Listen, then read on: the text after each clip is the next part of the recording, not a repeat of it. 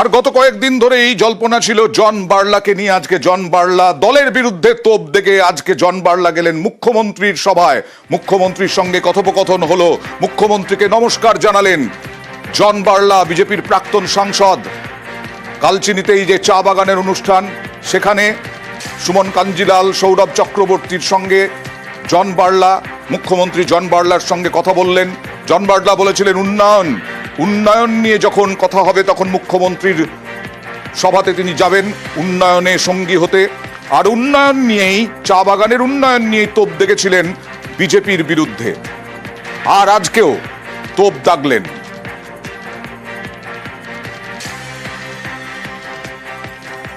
আজকে আসছি, উনি আমাকে ডেকেছেন, অনেক কথা আছে, আমরা কথা আদান প্রদান হবে। তো এখন কথা আমাদেরকে তুলতে না দেয়, কাজ যখন আমরা করি ওই কাজটা নিজে পার্টির মধ্যে বাধা দেয়, তাহলে ওইভাবে কিভাবে আমরা কাজ করব।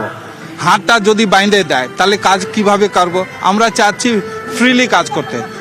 এখন দেখেন অত দূর থেকে আমরা মুখ্যমন্ত্রী আসছেন, উনি তো নিশ্চয়ই এইখানে ডেভেলপমেন্টের জন্য আসছে।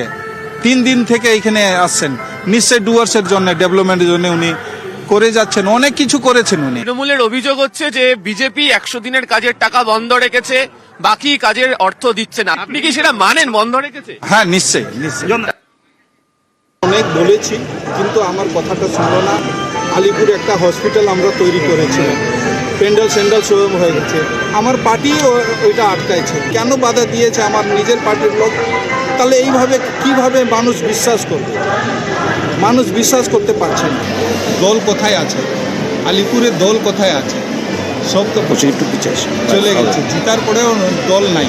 আমাকে তো কাজই করতে দিল না, আমার পার্টির লোকে নিজে আটকাই দিল। সম্মান পায় আদিবাসী চা শ্রমিকরা কোনো প্যাকেজ পাইল না, চা বাগান কোনো সেন্ট্রাল স্কিমগুলো আমাদের চা বাগানে নাই, ডেভেলপমেন্ট পাচ্ছি না, সেন্ট্রাল থেকে কোনো আমরা পাচ্ছি না, বাগানে লিডারই নাই। কোথায় লিডার আছে? আমি আলিপুরে বলি